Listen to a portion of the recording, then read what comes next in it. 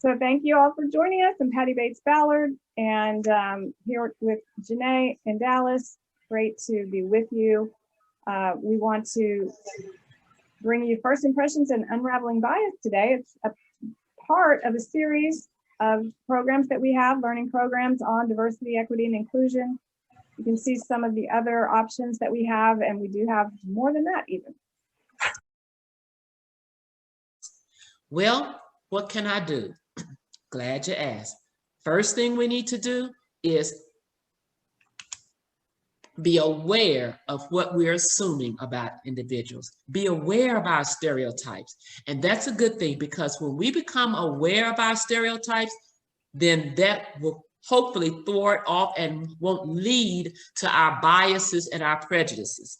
And we want to be mindful of the way we think about individuals, our biases and our prejudice, because it could lead right on into discrimination, how we start treating them.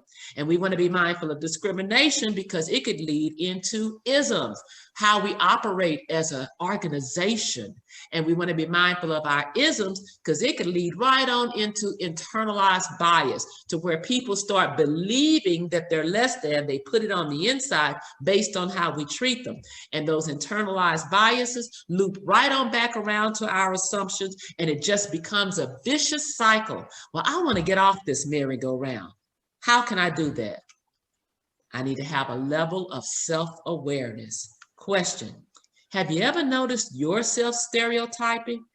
Have you noticed your own biases? You don't have to answer. I'll answer for Janae, okay? I do these sessions for Janae. You just happen to be out there in cyberspace, right? But I Miss DQ, and that stands for Diversity Queen. And yes, I still have my stereotypes. Well, I have to be mindful that this is a journey. It's just not a one-time activity, because we want to become aware of our rigidity and how rigid we may be thinking. And we need to do that without condemning ourselves. Now, I should feel uncomfortable. Why? Because it's a growing pain. I'm stepping outside of my comfort zone, but I don't need to be hard on myself. So this session may raise awareness of how we may be missing the mark, but when we notice it, let's be gentle with ourselves. And it only comes through and it comes about with self-awareness.